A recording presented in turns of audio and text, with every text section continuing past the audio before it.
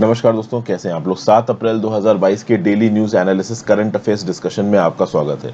कौन कौन सी important news है, तो इंडिया ने ऑफर की है help to end Russia Ukraine conflict. इस पर्टिकुलर न्यूज़ को देखेंगे।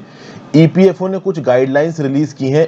इंटरेस्ट जो ईपीएफ की इनकम, देखो एम्प्लॉय प्रोविडेंट फंड में मान लीजिए आपने सालाना 2.5 लाख रुपए तक का इन्वेस्टमेंट किया। अगर 2.5 लाख से ज्यादा का इन्वेस्टमेंट किया है तो उस केस में जो भी आपकी इंटरेस्ट इनकम आएगी ना ओवरऑल इस इन्वेस्टमेंट के थ्रू, उसके ऊपर 10% टैक्स लगेगा या 20% टैक्स लगेगा। इसके रिस्पेक्ट में कुछ नियम कानून है, इनको देखेंगे। फिर कल बीएमसी, बॉम्बे म्युनिसिपल कॉर्पोरेशन, या कह लीजिए ब्रिहान मुंबई म्युनिसिपल कॉर्पोरेशन ने यह बोला कि भाई इंडिया के अंदर पहला एक्सी वेरिएंट का केस आ गया। केंद्र की सरकार की तरफ से स्टेटमेंट आया कि अभी ये बात कंफर्म नहीं हुई है। इस पर्टिकुलर न्यूज को देखेंगे। फिर सुप्रीम कोर्ट ने केंद्र की सरकार से बोला है कि जब भी कोई वेलफेयर का लॉ बनाया करो, एक्ट बनाया करो, तो पहले देख लिया करो कि तुम्हारे पास पैसा है भी कि नहीं है। बिना पैसे और तुम एक्ट बनाए फिरो तो उसका क्या मतलब है। तो इस प्रकार की डांट लगाई सुप्रीम कोर्ट ने सेंटर को, इसको देखेंगे। फिर हाई कोर्ट ने मेमो क्वैश कर दिया। देखिए, फॉरेन विजिट करने के लिए एक हाई कोर्ट और सुप्रीम कोर्ट के जज को जरूरत है ओवरऑल किस चीज की, तो भाई सरकार से क्लियरेंस लेने की। इस बात को लेके ओवरऑल यहां पे एक स्टेटमेंट निकल के आ रहा है कोर्ट की तरफ से, जुडिशरी की तरफ से, कि बस जो जुडिशियल जजेस हैं उनको कोई जरूरत नहीं है सरकार से परमिशन लेने की। कहां पे, फॉरेन जाने से पहले, चाहे वो अपनी ऑफिशियल कैपेसिटी में जा रहे हैं चाहे प्राइवेट कैपेसिटी में जा रहे हो। फिर नेक्स्ट है, यूनाइटेड नेशन जनरल असेंबली में रशिया के ऊपर फिर से एक वोट होने वाला है, इसके बारे में जानकारी देखेंगे। केंद्र की सरकार ने बोला कि फोन टैपिंग को लेकर इनके पास कोई भी इंफॉर्मेशन नहीं, इसके बारे में जानकारी देखेंगे। इजरायली पीएम नफ्ताली बेनेट के पार फिर से एक मेजॉरिटी जाती हुई नजर आ रही है, इस पर्टिकुलर न्यूज को देखेंगे। इजराइल के अंदर जो सरकार बनी थी गिरती नजर आ रही है। किस लिए, तो पास ओवर फेस्टिवल में कुछ नियम कानून वॉयलेट हो रहे हैं जो कि ज्यूइश धर्म के हिसाब से जरूरी है, तो इस रिस्पेक्ट में प्रॉब्लम निकल रही है। और तिब्बतन्स को कुछ पैसों के रिस्पेक्ट में हेल्प दी गई सरकार के द्वारा। वो हर साल 8 करोड़ की जो हेल्प जाती है उसी को एक्सटेंड किया गया 2025-26 तक। बहुत सारी न्यूज है आज। हो सकता है कुछ न्यूज एक वीडियो में कवर ना हो पाए, तो उसके लिए मैं अलग से 1-2 वीडियोस बना दूं। आगे बढ़ने से पहले वर्ड ऑफ द डे देख लेते हैं, रिबटल। क्या मतलब है इसका, एन अपोजिंग आर्ग्यूमेंट और डिबेट, खंडन, प्रत्याख्यान, an instance of contradicting evidence और एन एक्विजिशन। रिबटल मतलब आपसे कुछ बोला गया और आपने उसको अपोज किया, मतलब आपने उसकी तरफ अपनी एसेंट नहीं दिखाई, अपनी एक्सेप्टेंस नहीं दिखाई, आपने उसके अपोजिशन में बोला। तो किसी चीज को कॉन्ट्राडिक्ट किया, रोका, अपोज किया, इसको आप रिबटल बोलते हो। आगे बढ़ने से पहले वीडियो पे लाइक का बटन, दोस्तों चैनल को अब तक शेयर और सब्सक्राइब नहीं किया कर लीजिए, इंस्टाग्राम पे फॉलो कर लीजिए, टेलीग्राम ग्रुप ज्वाइन कर लीजिए। टेलीग्राम ग्रुप पे आपको इस पर्टिकुलर लेक्चर की पीडीएफ मिल जाएगी। If possible for you friends, click the join button, that is specifically very very helpful. चलिए, पहला news, India offers help to end Russia Ukraine conflict. External affairs minister Jaishankar साहब ने बोला है कि अगर यूक्रेन की क्राइसिस के रेजोल्यूशन में हम कुछ हेल्प कर सकते हैं तो हम जरूर आगे आएंगे। देखिए, इंडिया टर्की जैसी कंट्री नहीं है, ना ही चाइना जैसी कंट्री जहां दूसरे के पचड़ों में घुस के सब अपने आप को हीरो दिखाने की कोशिश करे। टर्की के अर्डोगन और चाइना की जी जिनपिंग, ये हर जगह पे पचड़े में अपनी टांग अड़ाते हैं, घुस के अपने आप को हीरो बना के चीजें नेगोशिएट और मीडिएट करने की कोशिश करते हैं। इंडिया का ऐसा सीन नहीं है, हम जबरदस्ती किसी के पचड़े में नहीं घुसते। हाँ, अगर कोई हमें विलिंगली बुला रहा है और कह रहा है कि आप नेगोशिएट करवा दो, आप एक मीडिएटर बन जाओ, तो उस केस में इंडिया जरूर सामने आ सकता है। फिर जयशंकर साहब ने बोला कि रशिया एक इंपॉर्टेंट पार्टनर है, यूक्रेन भी हमारे लिए बहुत इंपॉर्टेंट है। जब ऑपरेशन गंगा कंडक्ट हो रहा था, इंडियन प्रोफेशनल स्टूडेंट्स को यूक्रेन से निकाला जा रहा था, तो यूक्रेनियन नेशनल से भी मदद की थी, रशियन नेशनल से भी मदद की थी, वहां के इंडियन नेशनल से भी मदद की थी। फिर डिप्लोमेसी के टर्म्स में इंडिया ने बोला कि अगर आप हमसे पूछ रहे हो कि हम किस साइड है, तो हम पीस की तरफ है और हम चाहेंगे कि तुरंत ये हॉस्टिलिटीज बंद हो, ये वायलेंस बंद हो। वायलेंस से, खून बहाने से कभी किसी को कुछ भी नहीं मिला। और यही message Russian foreign minister Sergei Lavrov साहब को दिया हमारे external affairs minister Modi ji ने, जब वो उनसे मिले थे, इंडिया आए थे। फिर यहाँ पे एक्सटर्नल अफेयर्स मिनिस्टर ने बोला कि उन्होंने deputy prime minister of Ukraine Yulia Svyrydenko से भी बात की टेलीफोन कॉल के ऊपर। उन्होंने मेडिकल सप्लाईज मांगी इंडिया से, और इंडिया ने मेडिकल सप्लाईज भेजी भी हैं। फिर यहाँ पे जयशंकर साहब बोल रहे हैं कि देखिए, जो जान माल का नुकसान हो रहा है वो तो हो ही रहा है, उसके साथ साथ एनर्जी और फर्टिलाइजर सेक्टर में क्राइसिस आ सकती है, क्योंकि रशिया और यूक्रेन दोनों ही एनर्जी और फर्टिलाइजर सेक्टर में बहुत ज्यादा इंपॉर्टेंट है। तो आज की डेट में ये लड़ाई बंद होनी चाहिए, चीजों को स्टेबलाइज करना बहुत ज्यादा जरूरी है। इंडिया रशिया दोनों के रिलेशंस बहुत इंपॉर्टेंट है, रशिया से हमारे पास डिफेंस सप्लाई आते हैं, यूक्रेन की स्टेबिलिटी भी बहुत ज्यादा इंपॉर्टेंट है। तो we are on the side of peace, not on the side of war. खून बहा के आप कुछ नहीं कर सकते, ये बात क्लियर कट यहाँ पे एक्सटर्नल अफेयर्स मिनिस्टर साहब ने बोली, इसलिए तुरंत वायलेंस बंद करो। हालांकि बोलने से क्या होता है, अगर बोलने से वायलेंस बंद हो जाता तो शायद ये लड़ाई होती नहीं। GS paper 2 international relations diplomacy में न्यूज आपको काम आएगी। फिर नेक्स्ट न्यूज है centre denies presence of Omicron XE recombinant variant. तो भाई यूनियन हेल्थ मिनिस्ट्री ने बोला है कि भाई इंडिया को अपना पहला केस मिला है कोविड-19 वेरिएंट XE का। ये किसने बोला? ये यूनियन हेल्थ मिनिस्ट्री ने रिफ्यूट किया। एक्चुअली में ये बोला था ब्रिहान मुंबई म्युनिसिपल कॉर्पोरेशन ने। जी हाँ, ब्रिहान मुंबई म्युनिसिपल कॉर्पोरेशन ने रिसेंटली ही 230 कोविड-19 पॉजिटिव पेशेंट्स का आप कह लो जीनोम सीक्वेंसिंग करवाई, और 11th batch of genome sequencing में ऐसा लगा ब्रिहान मुंबई के ऑफिशियल्स को कि भाई XE वेरिएंट आ गया। लेकिन उसके बाद फास्ट क्यू फाइल्स को यहां पे डेसिफर किया गया। किसके द्वारा डेसिफर किया गया? तो इंडियन SARS-CoV-2 जेनोमिक्स कंसोर्टियम द्वारा डेसिफर किया गया। अब ये फास्ट क्यू फॉर्मेट क्या होता है ये समझना जरूरी है। ये एक बायोलॉजिकल सीक्वेंस है जिसको आप न्यूक्लियोटाइड सीक्वेंस बोलते हो। यहाँ पे क्वालिटी स्कोर्स निकल के आता है, ASCI कैरेक्टर होता है ब्रेविटी के लिए। टेक्निकल जो लोग होते हैं वही इस प्रकार के कोड्स को समझ सकते हैं। तो इस प्रकार के कोड्स में ओवरऑल जो कोविड-19 के वेरिएंट ने आपको इन्फेक्ट किया है, उस वेरिएंट का क्या स्ट्रेन है, वो स्ट्रेन इस फास्ट क्यू फॉर्मेट से आप पता कर सकते हो। इनिशियली इस स्ट्रेन को देख के लगा होगा शायद BMC वालों को कि भैया XE आ गया इंडिया के अंदर, लेकिन बाद में इंडियन SARS-CoV-2 जेनोमिक्स कंसोर्टियम ने जब इसको देखा तब उन्होंने बोला कि ये XE वेरिएंट नहीं लग रहा है, ये नहीं है XE वेरिएंट। तो अभी के लिए सिचुएशन ये हो गई कि BMC जो कि महाराष्ट्र सरकार के अंदर काम करता है, वो क्या बोल रहा है कि भाई XE वेरिएंट इंडिया के अंदर आ रहा है, और केंद्र की सरकार ने बोला कि नहीं भाई XE वेरिएंट अब तक इंडिया के अंदर नहीं आया। XE वेरिएंट की बात की जाए तो एक रिकॉम्बिनेंट वेरिएंट है। रिकॉम्बिनेंट वेरिएंट मैं आपको पहले बता चुका हूं, वो वेरिएंट्स दो कोरोना के अलग अलग वायरस स्ट्रेन से मिलकर बनते हैं। कोरोना के दो अलग अलग वायरस स्ट्रेन किसी एक इंडिविजुअल के जेनेटिक कोड में जाके कुछ चेंजेस करें और एक फाइनल तरीके का कोई वेरिएंट निकल के आए, उसको आप रिकॉम्बिनेंट बोलते हो। तो ओमिक्रॉन का BA.1 और BA.2 वेरिएंट से मिलके बना है ये XE वेरिएंट। वैसे मैं बता दूं, इनिशियली जब ओमिक्रॉन फैलना शुरू हुआ था तो ओमिक्रॉन का BA.1 वेरिएंट फैल रहा था, बाद में BA.2 वेरिएंट फैला, और BA.2 वेरिएंट BA.1 से ज्यादा खतरनाक था फैलने के रिस्पेक्ट में। मोर्टेलिटी तो ज्यादा नहीं कर रहा था पर फैल बहुत तेजी से रहा था।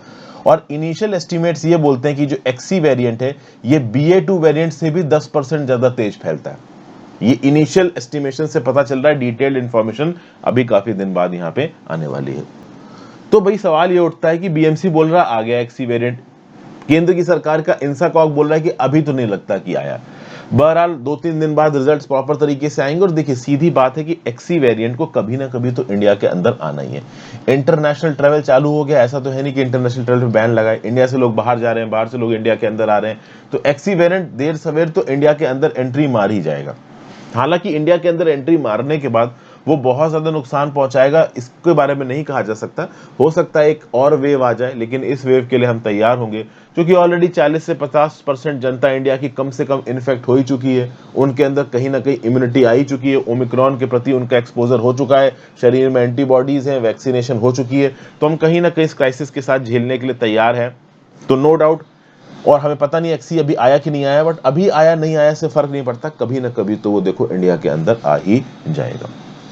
ऐसा बोला गया है कि XE variant is more transmissible than previous variants.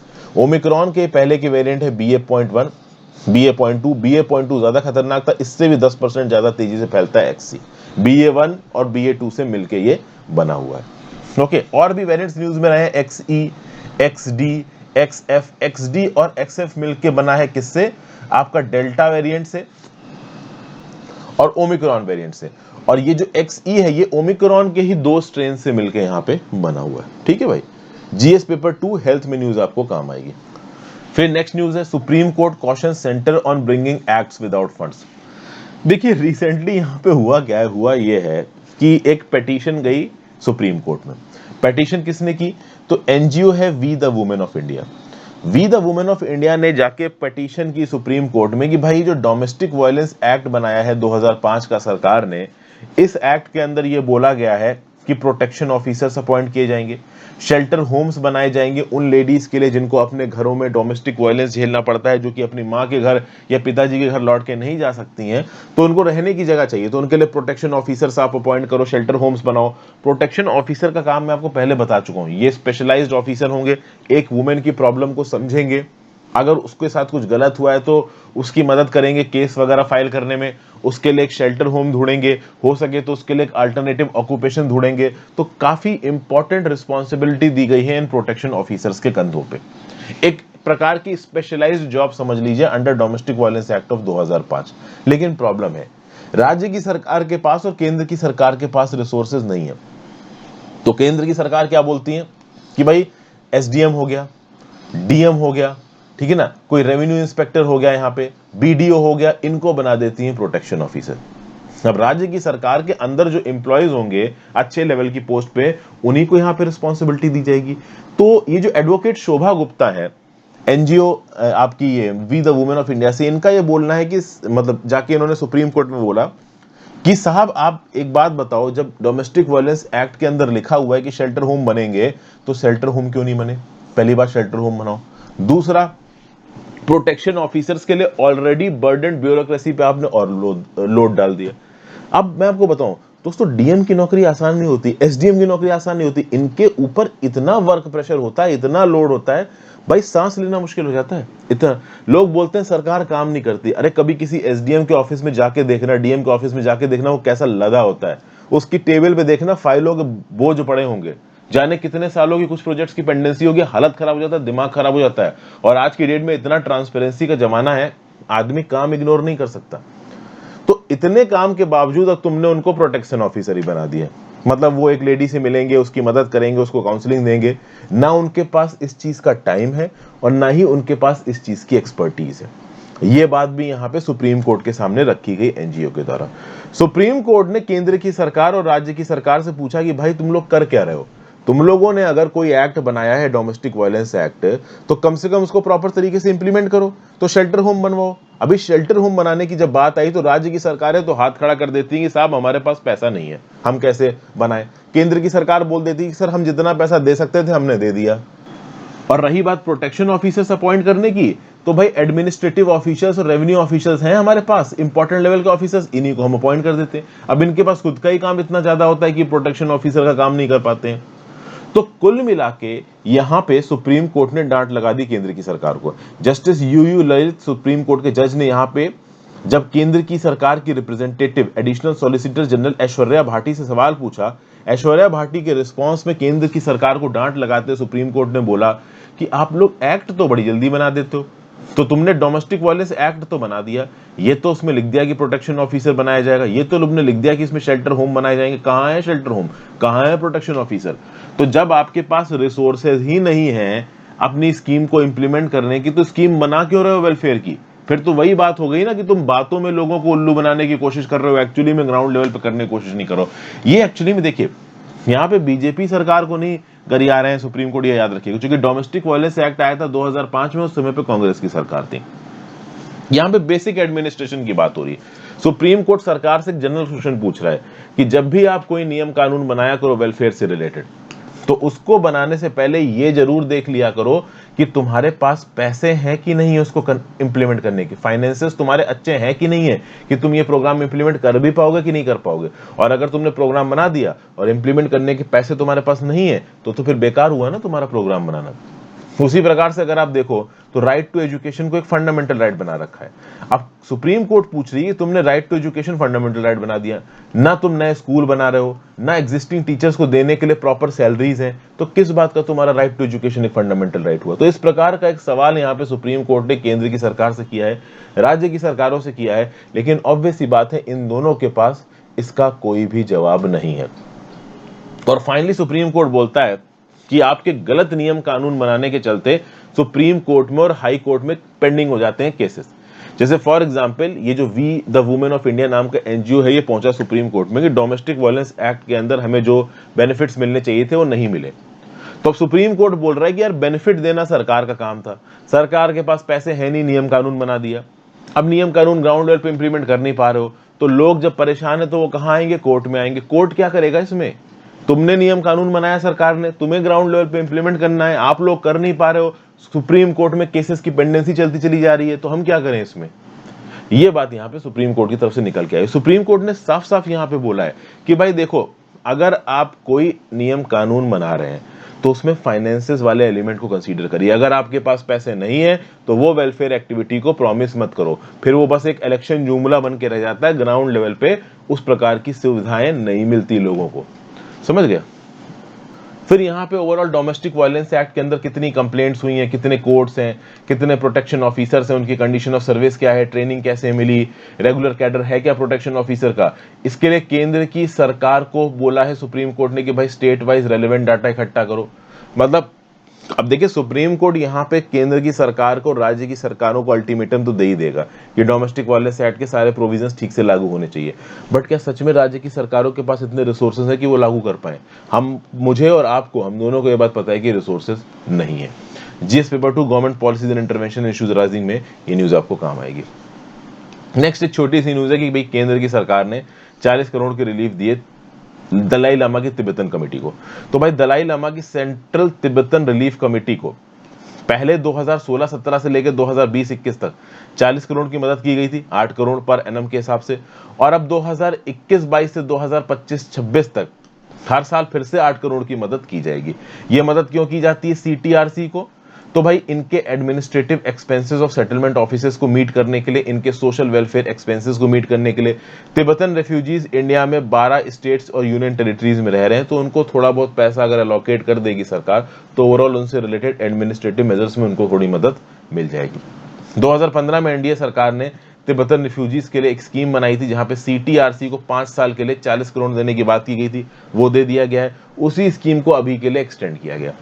लगभग इंडिया में इस समय पे 1 लाख तिब्बतन रेफ्यूजीज रह रहे हैं, ज्यादातर कर्नाटका, हिमाचल प्रदेश, अरुणाचल प्रदेश, उत्तराखंड, वेस्ट बंगाल, जम्मू एंड कश्मीर में रह रहे हैं। जब दलाई लामा तिब्बत से भाग के 1959 में इंडिया आए थे, उस समय पे भी ये रिफ्यूजीज उनके साथ आ गए थे।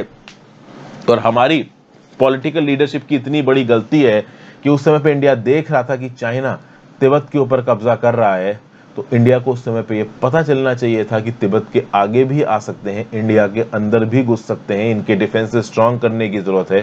बट इंडिया ने उस समय पे ज्यादा कुछ नहीं कर पाया। ऐसा नहीं है कि सिर्फ हमारे पॉलिटिकल लीडर्स रिस्पॉन्सिबल है, ये भी था कि भाई उस समय पे हमारी फाइनेंशियल और मिलिट्री कैपेबिलिटी इतनी थी नहीं और हमारा ध्यान दूसरों चीजों की तरफ ज्यादा था। तो हमारे पॉलिटिकल लीडर्स इतनी दूरदर्शी सोच नहीं रख पाए कि ये तिब्बत को कब्जाने के बाद इंडिया के अंदर भी घुस सकते हैं। और फिर 1962 की जंग हुई और अभी आपको पता है एक्साइज चेन इंडिया के पास नहीं है। जीएस पेपर 2 गवर्नमेंट पॉलिसीज और रिफ्यूजीज में न्यूज आपको काम आएगी। फिर नेक्स्ट न्यूज है operational guidelines for taxing EPF issued. देखिए भाई, एनुअल एम्प्लॉय प्रोविडेंट फंड, इसमें 2.5 लाख रुपए तक डालो तो बिल्कुल टैक्स फ्री है। 2.5 लाख रुपए से ज्यादा अगर आप डालते हो उसमें, तो उसके बाद जो भी इंटरेस्ट इनकम आएगी आपकी, उसके ऊपर टैक्स लगाया जाएगा। ये सरकार ने नियम कानून बनाया था, लेकिन ऑपरेशनल रूल्स नहीं बनाए गए थे। अब ऑपरेशनल रूल्स ये बोलते हैं कि जिन लोगों ने अपने ईपीएफ अकाउंट को अपने पैन कार्ड के साथ लिंक किया है, तो वो लोग अगर 2.5 लाख से ज्यादा इन्वेस्ट करते हैं ईपीएफ में और उससे उनको कुछ इंटरेस्ट इनकम मिलती है, तो उस इंटरेस्ट इनकम के ऊपर उनको टैक्स डिडक्शन एंड सोर्स 10% का देना पड़ेगा। लेकिन अगर आपने अपने ईपीएफ अकाउंट को परमानेंट अकाउंट नंबर के साथ लिंक नहीं किया है, तो ऐसे केसेस में अगर 2.5 लाख से ज्यादा की इन्वेस्टमेंट है ईपीएफ में और आपकी कुछ इंटरेस्ट इनकम आ रही है, तो उसके ऊपर टैक्स लगेगा 20% का।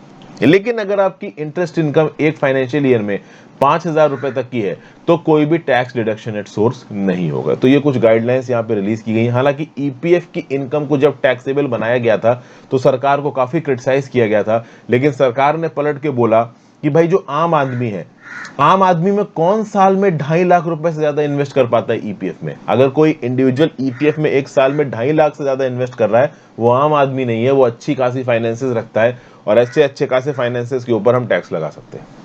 फिर भाई ये बोला गया कि एक्सपैक्ट, वो लोग जो कि बाहर की कंट्रीज में रहते हैं और इंडिया के अंदर उन्होंने अकाउंट बना रखे हैं अपने ईपीएफ के, उनकी टैक्सेबल इनकम के ऊपर 30% टैक्स काटा जाएगा। लेकिन अगर किसी एक ऐसी कंट्री में रहते हैं जहां पे double taxation avoidance agreement sign कर रखा है, तो ऐसे केसेस में इन ईपीएफ मेंबर्स को एक डिक्लेरेशन साइन करना पड़ेगा section 90 of the income tax act 1961 के अंदर। अगर नहीं साइन किया तो उस केस में ओवरऑल टैक्स डिडक्ट हो जाएगा। ठीक है, प्लस वो लोग जिनकी इंटरेस्ट इनकम 2.5 लाख से ज्यादा वाली 50 लाख एक्सीड करती है एक फाइनेंशियल ईयर में, तो 4% का एडिशनल सेस भी लगाया जाएगा इनके ऊपर।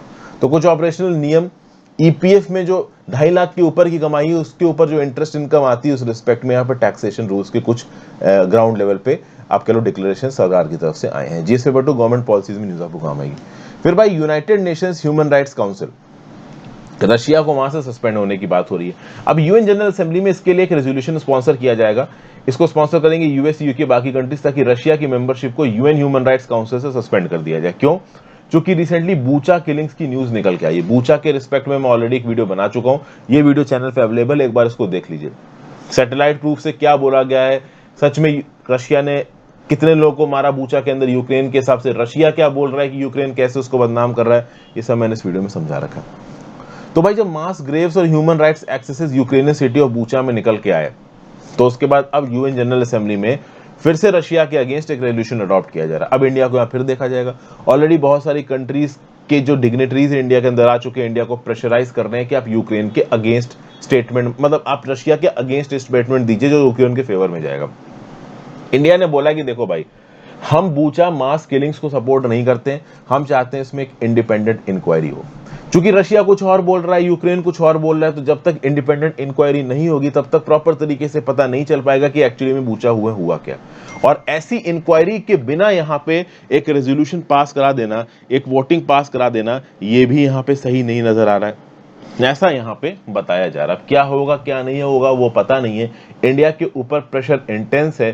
फाइनली बूचा किलिंग्स को लेके इंडिया ने सीधे सीधे रशिया का सपोर्ट नहीं किया है, लेकिन इंडिया ने यह बोला है कि इंडिपेंडेंट इंक्वायरी कराओ। जब तक इंक्वायरी के प्रॉपर रिजल्ट्स निकल के नहीं आते तब तक किसी इंडिविजुअल को, मतलब किसी कंट्री को सजा देना, बेसिकली सीधे रशिया का नाम नहीं ले रहा है, इंडिया इनडायरेक्टली बोल रहा है कि भाई बिना इंडिपेंडेंट इंक्वायरी के, बिना प्रॉपर आप कह लो रिपोर्ट के, ये कह देना कि हाँ भाई रशिया ने ये किया है, उसको ह्यूमन राइट्स काउंसिल से निकाल दो, वो भी ठीक नहीं होगा। एक प्रोसीजर यहाँ पे फॉलो करना जरूरी है बूचा किलिंग्स को लेके, उसके बाद कोई एक्शन लेना सही रहेगा। प्रोसीजर यहाँ पे अभी के लिए फॉलो नहीं किया जा रहा, सीधे सीधे वोटिंग ली जा रही है आपका यूएनएचआरसी से रशिया को निकालने के लिए, जो कि यूएनएचआरसी का एक इलेक्टेड मेंबर है। जीएस पेपर 2 इंटरनेशनल रिलेशंस में न्यूज आपको काम आएगी।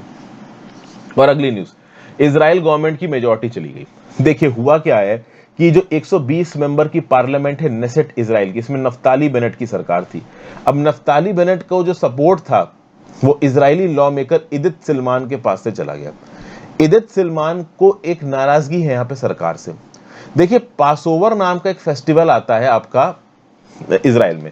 ये जो पासओवर फेस्टिवल के समय पे पासओवर माट्जा रूल्स होते हैं।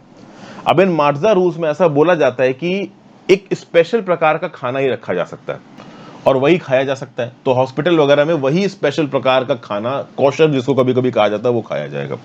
लेकिन पिछले साल और रिसेंटली सरकार ने यह बोल दिया कि नहीं भाई ठीक है, हॉस्पिटल्स के अंदर भले ही पासओवर रूल्स में कुछ स्पेसिफिक टाइप के खाने अलाउड नहीं है, लेकिन कुछ लीव एंड ब्रेड्स और फूड स्टफ आप पासओवर फेस्टिवल के दौरान, हॉलिडे के दौरान भी हॉस्पिटल में लेके जा सकते हो खाने के लिए। क्योंकि इजराइल के हॉस्पिटल्स में केवल ज्यूज नहीं आते हैं, बाकी धर्म के लोग भी आते हैं, पैलेस्टीनियंस, अरब्स भी आते हैं। तो अब इस बात को लेकर नाराज हो गई कौन? इदित सिल्मान। इदित सिल्मान ने बोला कि पासओवर हॉलिडे इजराइल की नेशनल आइडेंटिटी के साथ जुड़ा हुआ है, जूस के ट्रेडिशन के साथ जुड़ा हुआ है, और ऐसे जूस के ट्रेडिशंस को आप बिल्कुल साइडलाइन कर दोगे, ये एकदम सही नहीं है। तो ये नफ्ताली बेनेट की ही रिलीजियस नेशनलिस्ट यमीना पार्टी की है सिल्मान, और इदित सिल्मान इस बात से नाराज है कि पासओवर हॉलिडे के समय जो जूस का नेशनल फूड है, मतलब जो फूड है कॉशर, इस कॉशर को ही खाना होता है जूस ट्रेडिशन के हिसाब से। अब आप इस खाने के बजाय हॉस्पिटल में हर प्रकार का खाना अलाउड कर दोगे, लीव एंड ब्रेड अलाउ कर दोगे, ये दूसरे फूड स्टफ्स अलाउ कर दोगे, तो ये जूस के रिलीजियस फीलिंग्स को नुकसान पहुंचाते हैं और ये नहीं चाहती इदित सिल्मान। लेकिन ओवरऑल अभी के लिए हॉस्पिटल्स में पासओवर हॉलिडे के दौरान भी ये खाना अलाउ किया जा रहा है। इसलिए इदित सिल्मान ने बोला है कि मैं सरकार से अपना सपोर्ट हटा रही हूं, मैं सरकार से बाहर निकल रही हूं। अब प्रॉब्लम यह है कि इजराइल में ऑलरेडी बड़ी मुश्किल से सरकार बनी हुई है। नफ्ताली बेनेट की गवर्नमेंट के पास अगर 1 या 2 एमपी भी चले गए ना, ये सिर्फ यहाँ पे इदित सिल्मान गई और ओवरऑल इनकी सरकार गिरने पे आ गई।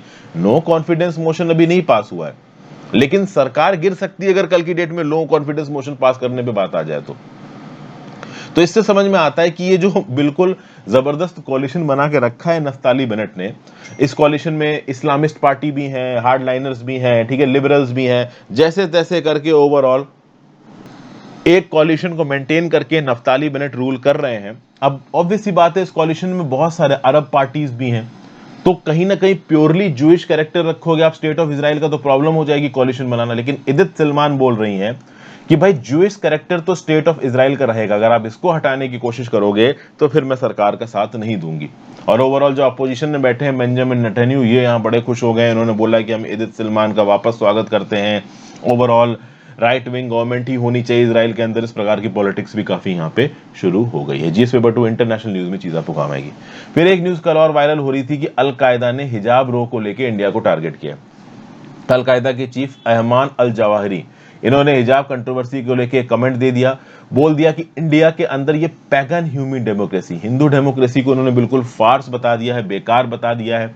इन्होंने इंडियन मुस्लिम्स को एक कॉल दी है कि आप सामने आइए, हिजाब रो को सपोर्ट करिए, दंगा प्रदर्शन करिए, ये हिंदू इंडिया बेकार है, कोई डेमोक्रेसी नहीं है, दुनिया भर में कोई डेमोक्रेसी नहीं होती, कोई कॉन्स्टिट्यूशन नहीं होता, कोई रिस्पेक्ट ऑफ लॉ नहीं होता, इस प्रकार की बातें ये बोल रहे हैं।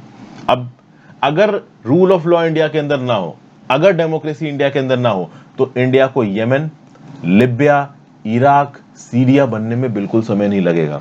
और आपको पता है कि इन कंट्रीज में क्या हो रहा है, और इन कंट्रीज में जो हो रहा है उससे जो कंडीशंस पैदा होती हैं वो अलकायदा जैसे ग्रुप्स के लिए परफेक्ट होती हैं।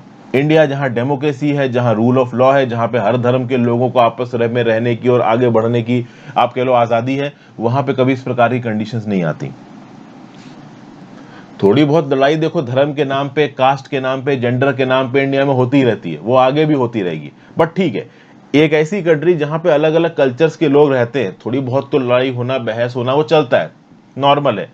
लेकिन जो यहाँ जवाहरी बोल रहे हैं कि भैया नहीं, तुम बाहर सड़कों पे निकलो, तुम बवाल करो, ठीक है ना, एकदम अपोजिशन में हो जाओ, ये हिंदू डेमोक्रेसी फ्लॉड है, ये तो ओवरऑल इंस्टिगेट करने वाली बात है, कम्युनल वायलेंस को फॉर्मेंट करने वाली बात है। और एक लड़की को यहाँ पे काफी प्रेस किया है जिसका नाम है मुस्कान खान। मुस्कान खान काफी ज्यादा आगे आके थोड़ा आप कह लो प्रदर्शन करती हुई नजर आई थी हिजाब रो में, तो इनकी तारीफ की। हालांकि मुस्कान खान ने फादर ने ओपन स्टेटमेंट दिया है कि हम अलकायदा की व्यू पॉइंट को नहीं मानते, हम इंडिया में पूरी तरीके से सेफ है, हमें किसी की मदद की जरूरत नहीं है। GS paper 2 government policies, intervention, women issues और लिंक टू टेररिज्म में न्यूज आपको काम आएगी। So thank you for watching. आज के वीडियो में इतना ही दोस्तों, 2 न्यूज है वो मैं अलग से आपके साथ डिस्कस कर लूंगा। ज्यादा से ज्यादा लोगों के साथ लेक्चर को शेयर करिएगा, अपनी व्यू पॉइंट नीचे कमेंट बॉक्स में देख के जरूर जाइएगा। Have a great day, good bye.